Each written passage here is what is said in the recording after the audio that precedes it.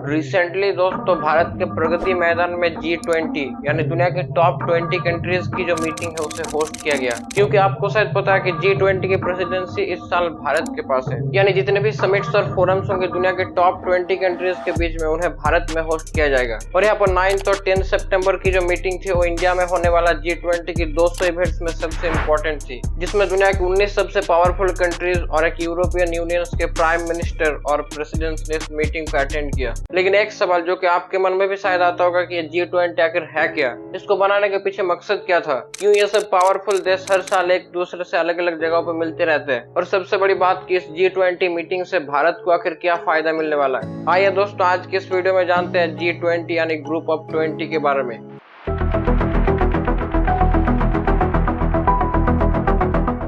दोस्तों G20 को समझने से पहले हमें G7 को समझना होगा, क्योंकि G7 का निर्माण G20 से पहले हुआ था। तो ये स्टोरी शुरू होती है अर्ली 1970s में, जब दुनिया की आर्थिक स्थिति कुछ अच्छी नहीं थी। वैसे तो इसके पीछे कई सारे कारण थे, जैसे कि second world war, high budget deficit आदि, लेकिन यहाँ पर सबसे बड़ा कारण था 1973 की ऑयल क्राइसिस। ये क्राइसिस तब शुरू हुआ जब सभी अरब कंट्रीज ने एक साथ ऑयल एक्सपोर्ट पर एक एम्बार्गो लगा दिया। उन्होंने उन सब देशों को तेल बेचना बंद कर दिया जो कि अरब इजराइल वॉर में इजराइल की सपोर्ट कर रहा था, क्योंकि ये सभी वेस्टर्न कंट्रीज मिडिल ईस्ट से आने वाले तेल पर काफी हेवीली डिपेंडेंट थी। इसलिए जब उन्होंने यह बैन लगा दिया तब इन सब देशों में भारी इकोनॉमिक रिसेशन देखने को मिला। इन सब देशों की सरकार ने डिसाइड किया कि अगर हम इस इकोनॉमिक क्राइसिस से बचना है तो हमें एक साथ ही एक्शंस लेने की जरूरत है। इकोनॉमी को वापस ट्रैक पर लाने के लिए हमें साथ में बैठकर ही पॉलिसीज बनानी चाहिए। इसके चलते उस समय यूएस के व्हाइट हाउस में इन सब देशों के फाइनेंस मिनिस्टर्स के बीच कुछ इंपॉर्टेंट मीटिंग्स हुई। अर्ली 1973 की बात है जब अमेरिका, फ्रांस, यूके और वेस्ट जर्मनी के फाइनेंस मिनिस्टर्स एक दूसरे से मिलते हैं। इसके 2 साल बाद ये इटली और जापान को भी इसमें शामिल कर लेती है और फाइनली 1975 में होती है G6 की पहली मीटिंग। ये मीटिंग फ्रांस के रैम्बुलेट नाम की एक जगह में होस्ट किया जाता है। वैसे तो इस जगह के नाम काफी अजीब है। इसके बाद 1976 में कनाडा भी इसमें ज्वाइन कर लेता है और ये G6 G7 बन जाता है। ये सातों देश मतलब US, UK, France, Germany, Italy, Canada, Japan अपने टाइम के सबसे डेवलप्ड देश हुआ करते थे। इनकी इकोनॉमीज उस समय दुनिया की टॉप इकोनॉमीज में से थी, लेकिन इसके अलावा भी कई कॉमन चीजें थी इनके बीच में, जैसे कि इन सभी देशों में लिबरल डेमोक्रेसी थी जो कि equal protection of human rights और प्राइवेट प्रॉपर्टी जैसी चीजों को प्रमोट करती थी। सिर्फ आइडियोलॉजिकली नहीं, पॉलिटिकली भी ये सब देश कोल्ड वॉर के समय वेस्टर्न ब्लॉक का हिस्सा थे। इसलिए आपने शायद नोटिस किया होगा कि उस समय यूएसएसआर यानी आज की रशिया एक मेजर पावर होने के बावजूद भी ये G7 का एक पार्ट नहीं था। तो आप देख सकते हो कि ये सब देश पॉलिटिकली, आइडियोलॉजिकली और इकोनॉमिकली सेम थे। इकोनॉमिकली इसलिए क्योंकि ये सब देश उस समय ऑयल क्राइसिस और रिसेशन जैसी प्रॉब्लम से जूझ रही थी। तो इनका मेन मकसद यही था कि साथ में बैठकर इकोनॉमिक स्ट्रेटेजीज बनाना। साल 1998 में रशिया को भी इस ग्रुप में शामिल कर लिया जाता है, क्योंकि उस समय कोल्ड वॉर बिल्कुल खत्म हो चुकी थी। इससे G7 G8 बन जाता है। लेकिन जब 2014 में रशिया ने क्रीमिया पर अटैक करी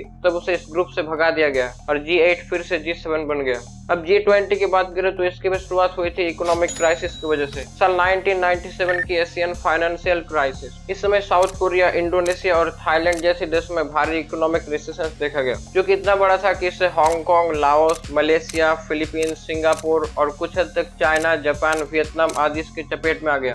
इस समय इन सब देशों की करेंसी तेजी से नीचे गिरती गई, अनएम्प्लॉयमेंट बढ़ने लगी और कुछ जगहों में प्रोटेस्ट भी हुए। उस समय दुनिया के डेवलप्ड देशों ने ये रियलाइज किया कि दुनिया और भी ज्यादा इंटरडिपेंडेंट होते जा रही है। आज दुनिया के एक हिस्से में अगर कोई प्रोटेस्ट, क्राइसिस ये सब होती है तो उसका असर पूरी दुनिया में पड़ता है। तो अगर हमें पूरी दुनिया में इकोनॉमिक स्टेबिलिटी लाना है तो दुनिया के जो डेवलपिंग कंट्रीज है उनके साथ बैठ के एक्शंस लेने की जरूरत है। इसलिए 26 सितंबर 1999 को G7 के फाइनेंस मिनिस्टर्स के मीटिंग के दौरान ही G20 की स्थापना करी जाती है। अब G20 बनने के बाद इसके 20 मेंबर्स को ठीक किया जाता है। सबसे पहले तो G7 के जो 7 मेंबर्स थे उन सभी को इसमें शामिल किया जाता है। इसके बाद दुनिया के बड़े इकोनॉमीज के तौर पे China, Brazil, India, south Africa और रशिया को भी इसमें शामिल किया जाता है। इसके बाद जो कंट्रीज अपने रीजन में सबसे पावरफुल है उनको चुना जाता है और इसके तौर पे एशिया से इंडोनेशिया और साउथ कोरिया, साउथ अमेरिका से अर्जेंटीना, नॉर्थ अमेरिका से मेक्सिको, ओशियानिया से ऑस्ट्रेलिया, मिडिल ईस्ट से सऊदी अरेबिया और टर्की और यूरोप में G7 के देशों के अलावा पूरे यूरोप को रिप्रेजेंट करने के लिए एक यूरोपियन यूनियन को भी इसमें शामिल किया जाता है। तो आज के दिन G20 में 19 देश है और एक यूरोपियन यूनियन है।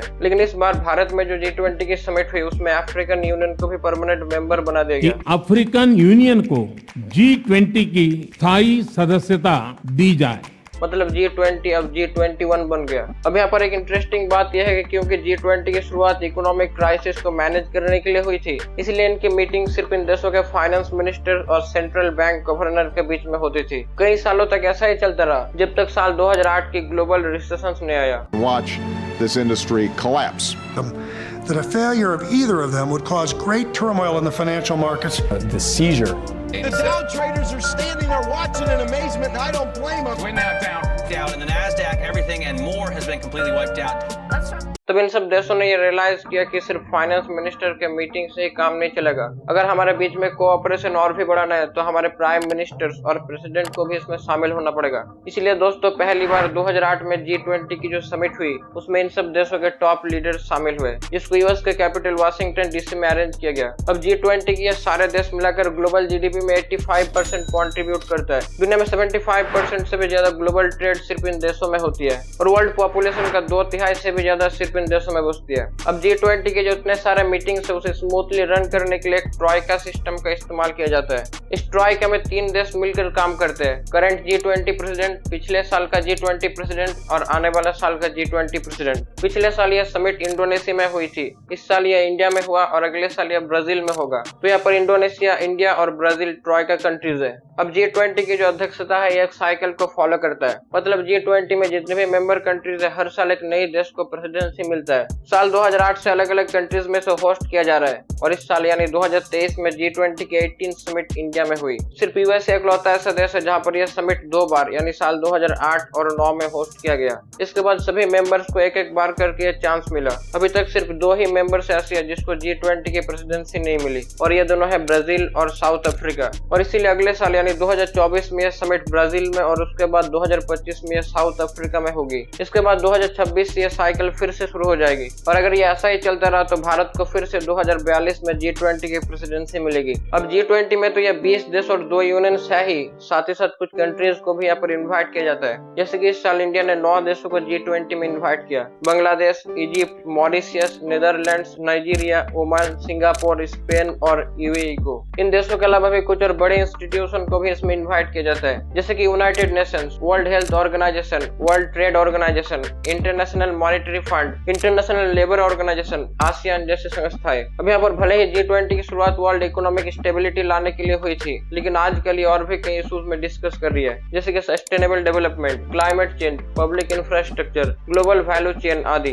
अब भले ही ये 20 देश इन सब मामलों में सहमत होती है, लेकिन ज्यादातर इश्यूज में ये सब देश एक दूसरे से सहमत नहीं होती। किसी देश को अगर कोई डिसीजन पसंद आता है तो अगला देश उसका सपोर्ट नहीं करता। यही कारण है कि जब कश्मीर में G20 की टूरिज्म मीटिंग हुई तब चाइना और सऊदी अरेबिया ने उसे बॉयकॉट किया। इसके अलावा रिसेंटली 9 और 10 तारीख को प्रगति मैदान में G20 की जो मीटिंग हुई उसे रशियन प्रेसिडेंट व्लादिमीर पुतिन ने अटेंड नहीं किया, क्योंकि उनके खिलाफ एक अरेस्ट वारंट जारी है जब से रशिया ने यूक्रेन देश पर इन्वेड किया। अब इस साल के G20 समिट में इंडिया ने वसुधैव कुटुंबकम का थीम रखा है। इसके साथ साथ इंडिया ने ग्रीन डेवलपमेंट, सस्टेनेबल डेवलपमेंट और वुमेन लेड डेवलपमेंट पर काफी फोकस करी। अब आप में से शायद कई लोगों के मन में यह सवाल आ सकता है कि इंडिया के इस 2 दिन में इतने सारे टॉपिक पे कैसे डिस्कस करेगी। लेकिन दोस्तों आपको बता दें कि इस साल इंडिया के 60 से भी ज्यादा शहरों में 200 से भी ज्यादा G20 मीटिंग्स होस्ट होंगी। जैसे कि G20 के फाइनेंस मिनिस्टर और सेंट्रल बैंक गवर्नर की जो मीटिंग है उसे 17 और 18 जुलाई को गांधीनगर में होस्ट किया गया। ऐसे ही 18 जुलाई को चेन्नई में एनवायरनमेंट और क्लाइमेट मिनिस्टर का मीटिंग, 15 से 17 जून के बीच हैदराबाद में एग्रीकल्चरल मिनिस्टर्स का मीटिंग और भी कई सारे मीटिंग्स भारत के अलग अलग शहरों में हुई।